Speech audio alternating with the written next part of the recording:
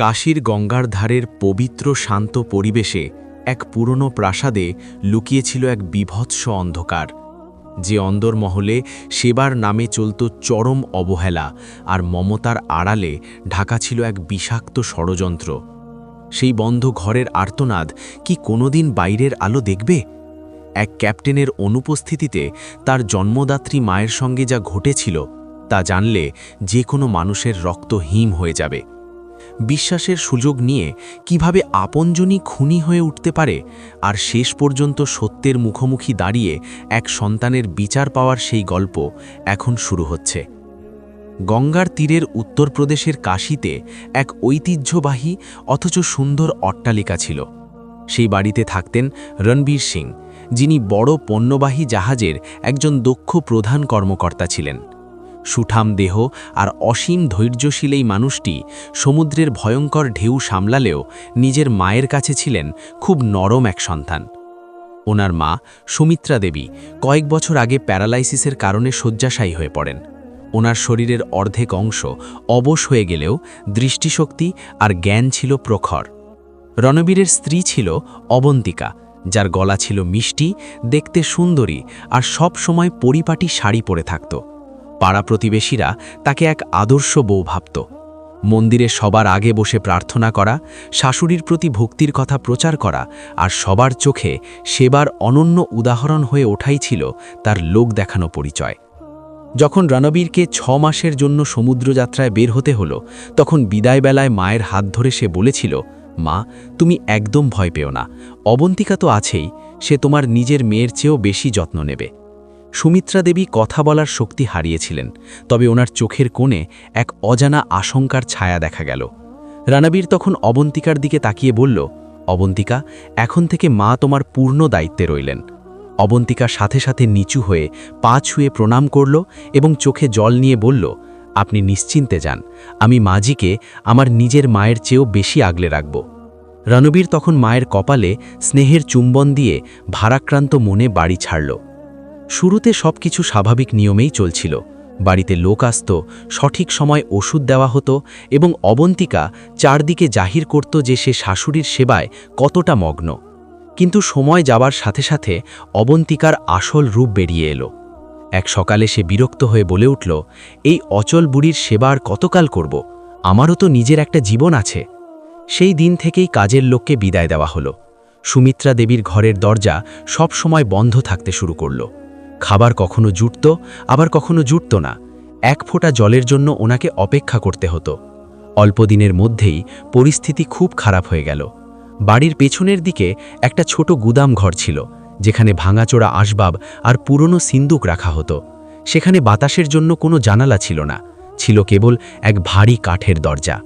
এক অন্ধকার রাতে অবন্তিকা এমন এক কাজ করল যা কল্পনা করা যায় না। সে সুমিত্রা দেবীর বিছানা টেনে নিয়ে গিয়ে সেই দমবন্ধ গুদাম ঘরে ফেলে দিল। তারপর প্রতিবেশীদের কাছে রটিয়ে দিল যে মাজি খুব অসুস্থ হয়ে পড়েছেন এবং তিনি এখন কারো সাথে দেখা করতে চান না। আসলে সে ওনাকে পৃথিবী থেকে সম্পূর্ণ আলাদা করে ফেলেছিল। দিন যেতে লাগল। সুমিত্রা দেবী সেই অন্ধকার কুঠুরিতে একাকী পড়ে রইলেন। কখনো কোনো শুকনো রুটি ছুঁড়ে দেওয়া হতো, আবার কখনো তাও জুটত না। তৃষ্ণায় ছটফট করে তিনি ঠোঁট নাড়াতেন, কিন্তু সেই আকুতি দেয়াল ভেদ করে বাইরে আসত না। অন্যদিকে অবন্তিকার বিলাসিতা ছিল অন্যরকম। দামি পোশাক, সাজগোজ, কেনাকাটা আর আমোদ প্রমোদ। প্রতি মাসে রণবীরতি কাকা পাঠাত, তার প্রতিটি পয়সা সে নিজের খুশিতে খরচ করত। লোকসমাজে সে বলতো যে চিকিৎসার খরচ অনেক বেশি। প্রতি রবিবারে ভিডিও কলের মাধ্যমে কথা হতো। সেদিনও তার ব্যতিক্রম হল না। অবন্তিকা আয়নার সামনে বসে কৃত্রিম সাজগোজ করল, চোখে গ্লিসারিন দিয়ে জল আনল এবং ফোনটি সঠিক জায়গায় রাখল। স্ক্রিনে মাঝ সমুদ্রে থাকা রণবীরকে দেখা গেল। রণবীর ব্যাকুল হয়ে জিজ্ঞেস করল, মা এখন কেমন আছেন? অবন্তিকার চোখ দিয়ে মিথ্যে জল গড়িয়ে পড়ল।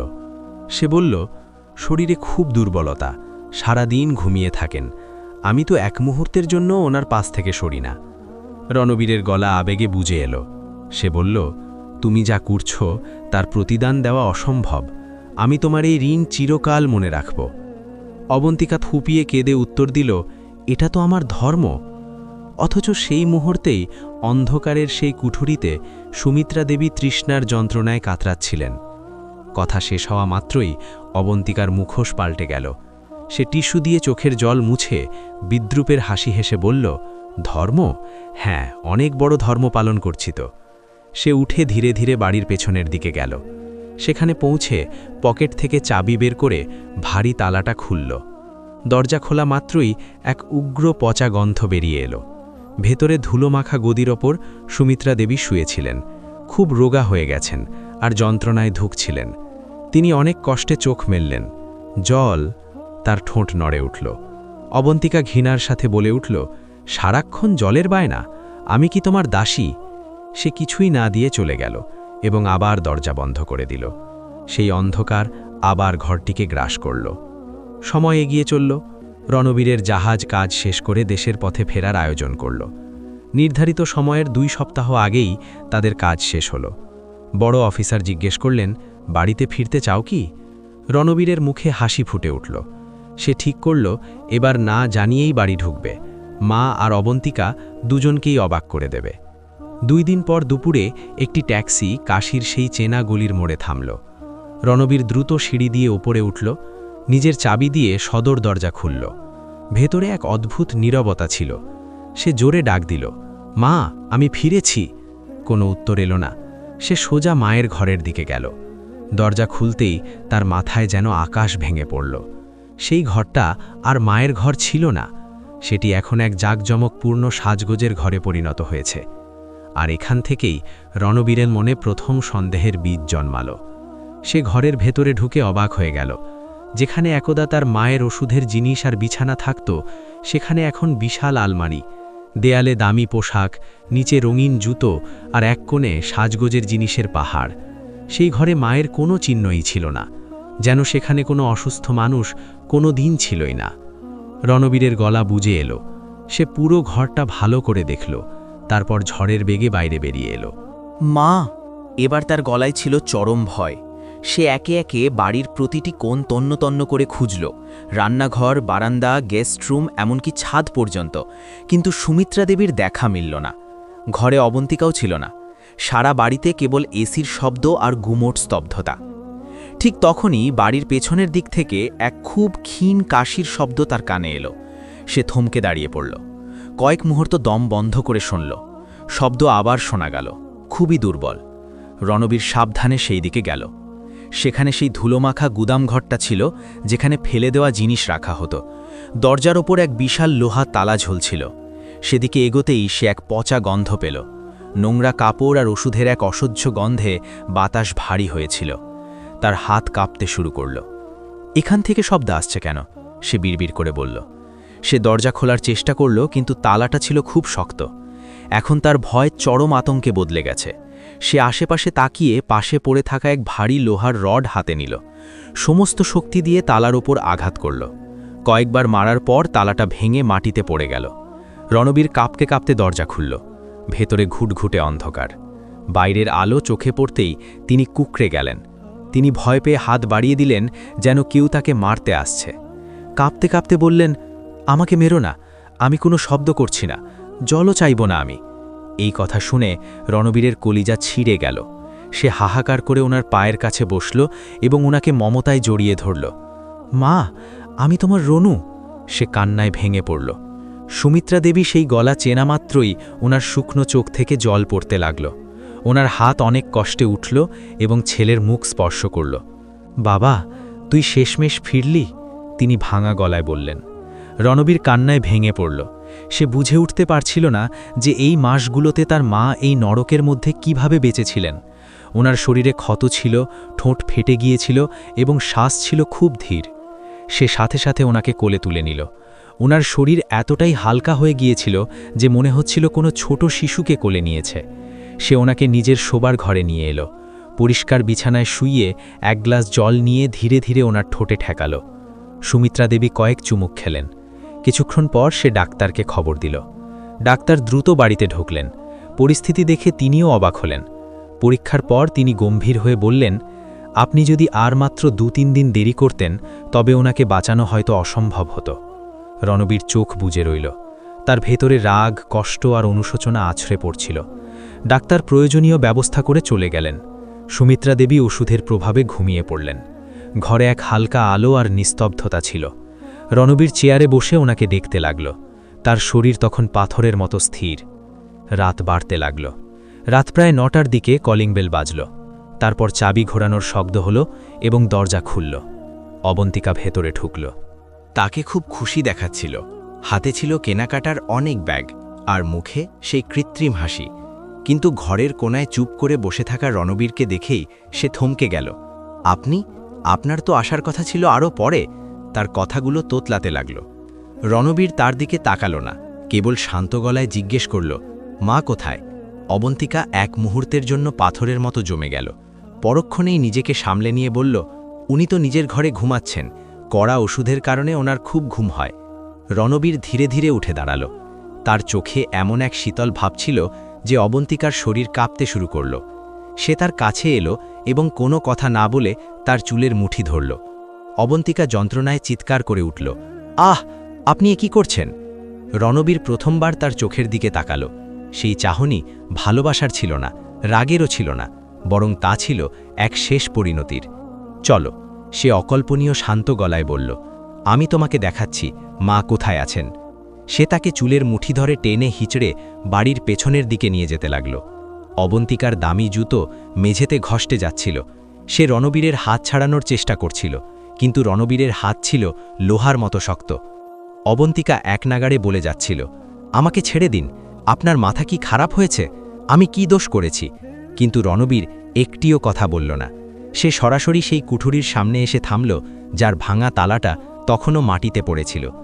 সে অবন্তিকার মুখটা জোর করে সেই খোলা দরজার দিকে ঘুরিয়ে দিল। ভেতর থেকে সেই দমবন্ধ করা পচা গন্ধ আসছিল।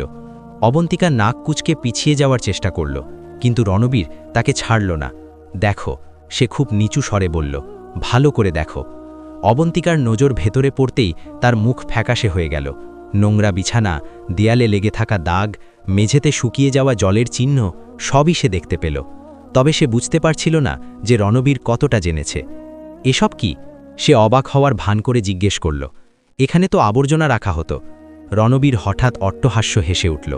সেই হাসিতে আনন্দ ছিল না, ছিল এক ভেঙে যাওয়া মানুষের হাহাকার। আবর্জনা? সে বলল, আমার মা তোমার চোখে আবর্জনা ছিল? তার কথাগুলো সরাসরি অবন্তিকার মাথায় আঘাত করল। সে কিছুক্ষণ চুপ থেকে বলল, আপনি ভুল বুঝছেন, আমি তো ওনার দিনরাত সেবা করছিলাম। রণবীর তার কথা শেষ হওয়ার আগেই তাকে জোরে ভেতরে ধাক্কা দিল। অবন্তিকা সামলাতে না পেরে সেই নোংরা গদির ওপর আছড়ে পড়ল। তার হাত আর পোশাক সাথে সাথে নোংরা হয়ে গেল। গন্ধ এতটাই বাজে ছিল যে তার বমি আসতে লাগল। সে ভয় পেয়ে গেল এবং বেরিয়ে আসার চেষ্টা করল, কিন্তু রণবীর দরজায় পাহারার মতো দাঁড়িয়ে পড়ল। না, সে গম্ভীর গলায় বলল, আজ এই রাত তুমিও এখানেই থাকবে। অবন্তিকার দু চোখে তখন আসল ভয় ফুটে উঠল। আপনি কি পাগল হয়ে গেছেন? আমাকে বাইরে যেতে দিন। সে দরজার দিকে ছুটল, কিন্তু রণবীর তাকে আবার ভেতরে ঠেলে দিল। সে বাইরে থেকে দরজা বন্ধ করল এবং খিল তুলে দিল। ভেতর থেকে অবন্তিকার চিৎকার শোনা গেল, রণবীর, এটা আইনের চোখে অপরাধ, আমি পুলিশ ডাকব। বাইরে স্থির দাঁড়িয়ে রণবীর শান্ত গলায় বলল, পুলিশ অবশ্যই আসবে, কাল সকাল 8টায়। অবন্তিকা এক মুহূর্তের জন্য চুপ হয়ে গেল। তার মানে কি? সে ভয়ে জিজ্ঞেস করল। তার মানে হলো, আমি নিজেই পুলিশকে খবর দিয়েছি। রণবীর বলল, ওনাদের বলবো আমার মায়ের সাথে তুমি কি করেছ। ভেতর থেকে দরজায় ধাক্কা দেওয়ার শব্দ হতে লাগল। না, এমন করবেন না, আমরা কথা বলতে পারি। অবন্তিকা কান্নায় ভেঙে পড়ল। তবে এখন তার গলায় সেই অহংকার ছিল না। রণবীর অনেকক্ষণ সেই বন্ধ দরজার বাইরে পাথরের মতো দাঁড়িয়ে রইল। ভেতর থেকে কান্না আর ভয়ের শব্দ আসছিল। সে জানত এটাই সেই অন্ধকার ঘর যেখানে তার মা অনেক মাস কাটিয়েছেন। তফাৎ শুধু এটাই যে এখন সেই দরজার বাইরে সে নিজে পাহারা দিচ্ছে। রাত ছিল অনেক লম্বা। ঘরের এক কোণে অবন্তিকা প্রথমবার বুঝল একাকিত্বের জ্বালা। প্রতিটি ছোট শব্দে সে ভয় পাচ্ছিল। তার গলা শুকিয়ে এলো, কিন্তু আশেপাশে কোনো খাওয়ার জল ছিল না। সে দরজায় ধাক্কা দিতে দিতে ক্লান্ত হয়ে পড়ল। ধীরে ধীরে তার গলা বুঝে এলো। সে বুঝতে পারল প্রতিটি মুহূর্ত কতটা কঠিন হতে পারে। ওদিকে অন্য ঘরে রণবীর নিজের মায়ের পাশে বসে রইল। সুমিত্রা দেবী ওষুধের কারণে ঘুমাচ্ছিলেন, সে বারবার ওনার নিঃশ্বাস পরীক্ষা করছিল, ওনার কপালে হাত দিচ্ছিল। তার ভেতরে কষ্টের আগুন জ্বলছিল, তবে সে এখন কাঁদতে চাইল না। সে ঠিক করেছিল যা হবে তা আইনের মাধ্যমেই হবে। রাত শেষ হলো, জানলা দিয়ে সকালের আলো ভেতরে ঢুকল। ঠিক সকাল 8টায় বাড়ির বেল বাজল। রণবীর দরজা খুলল। সামনে পুলিশ দাঁড়িয়েছিল, সাথে ছিল একজন মহিলা পুলিশ আর একজন ডাক্তার। রণবীর কথা না বলে ওনাদের ভেতরে আসার পথ করে দিল। সে সরাসরি সেই গুদাম ঘরের দিকে আঙুল দেখালো। পুলিশ অফিসার দরজা খুললেন। ভেতরে থাকা অবন্তিকার অবস্থা ছিল খুব খারাপ। তার মেকআপ লেপটে গিয়েছিল, পোশাক নোংরা ছিল, আর চোখে ছিল সারা রাতের আতঙ্ক। পুলিশকে দেখা মাত্রই সে কান্নায় ভেঙে পড়ে বলল, উনি আমাকে আটকে রেখেছেন, উনি পাগল হয়ে গেছেন। কিন্তু অফিসার কড়া চোখে তার দিকে তাকালেন এবং জিজ্ঞেস করলেন, এই ঘরটা কি কাজে ব্যবহার হতো? অবন্তিকা চুপ করে রইল। রণবীর শান্তভাবে সব ঘটনা বলল। ডাক্তার ঘরের অবস্থা দেখে মাথা নাড়লেন। পুলিশ সাথে সাথে অবন্তিকার হাতে হাতকড়া পরিয়ে দিল। সে বাধা দেওয়ার চেষ্টা করল, কিন্তু মুখ দিয়ে কথা বেরোল না। যখন পুলিশ তাকে বাইরে নিয়ে যাচ্ছিল, রণবীর দরজায় দাঁড়িয়েছিল। সে একবারও তার দিকে তাকায়নি। তার কাছে এখন সব সম্পর্কের শেষ। পুলিশ অবন্তিকাকে নিয়ে চলে গেল, কিন্তু বাড়ির ভেতরে তখনও সেই ভয়ঙ্কর রাতের নিস্তব্ধতা ছিল। দরজা বন্ধ হতেই রণবীর কিছুক্ষণ সেখানেই দাঁড়িয়ে রইল। তার হাত দুটি শিথিল হয়ে এলো। সে চোখ বন্ধ করে এক দীর্ঘশ্বাস ফেলল।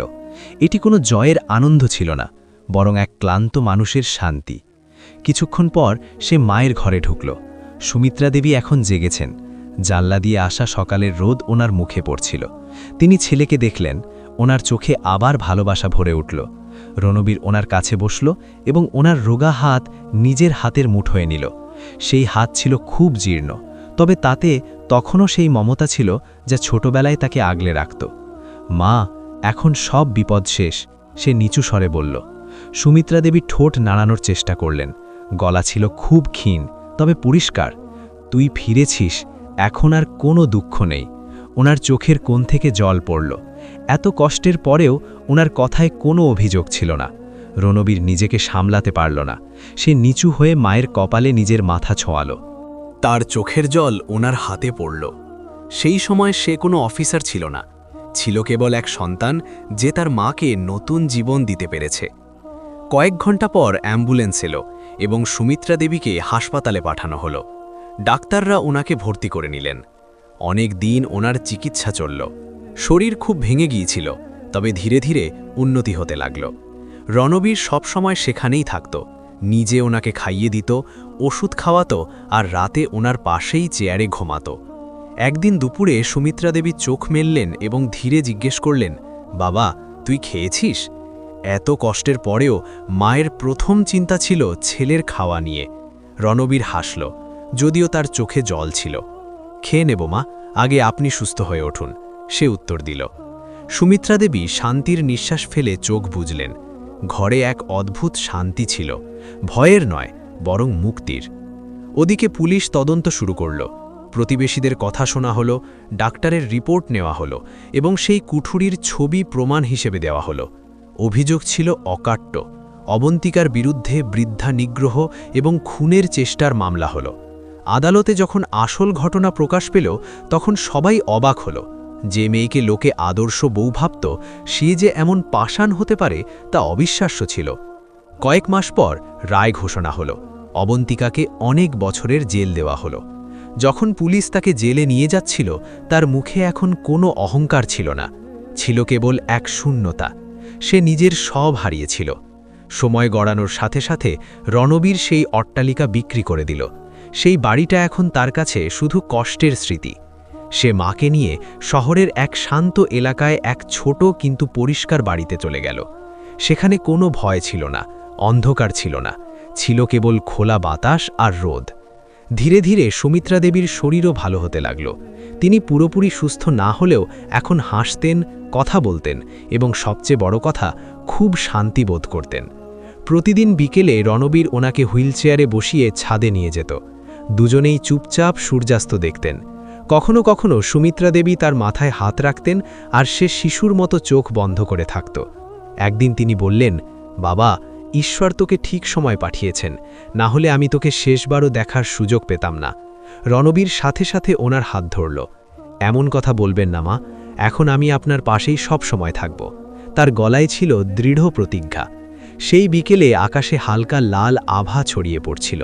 বাতাস ছিল ঠান্ডা আর দূর থেকে মন্দিরের ঘণ্টার শব্দ আসছিল।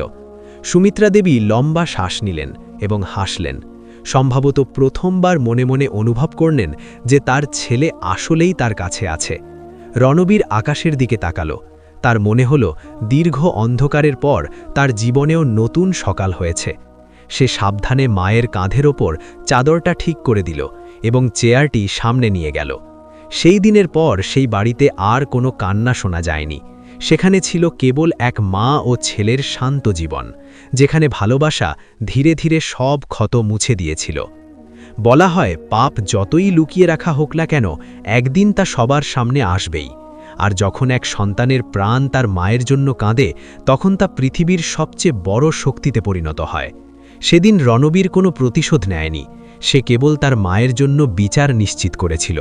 সেই ডুবন্ত সূর্যের আলোয় মা ও ছেলের ছায়া ছাদের ওপর লম্বা হয়ে পড়ল, যেন ফেলে আসা অন্ধকারকে পেছনে ফেলে সামনে কেবল এক শান্ত জীবনের ডাক আছে। বন্ধুরা, এই গল্পের শিক্ষা খুব গভীর। অন্ধ লোভ কখনো কখনো চরম বিশ্বাসের অমর্যাদা করে, কিন্তু নিঃস্বার্থ ভালোবাসার সাথে সত্যের জয় অনিবার্য। বাবা মায়ের ভক্তি লোক দেখানো নয়, বরং মনের ভেতর থেকে হওয়া উচিত। যে মানুষ অসহায়কে কষ্ট দেয়, তার মুখোশ একদিন ঠিকই খুলে পড়ে। এবার আপনারাই বিচার করুন, রণবীরের জায়গায় আপনি থাকলে কি করতেন? আইনের সাহায্য নিতেন নাকি অন্য কিছু করতেন? কমেন্ট বক্সে আপনাদের মতামত জানান। আর এই কাহিনী যদি আপনার মন ছুঁয়ে থাকে, তবে এটি লাইক করুন, সবার সাথে শেয়ার করুন এবং এমন সব বাস্তব গল্পের জন্য আদনান বয়েস চ্যানেলের সাথে থাকুন। আবার দেখা হবে অন্য কোনো গল্পে। ততক্ষণ ভালো থাকুন। ধন্যবাদ।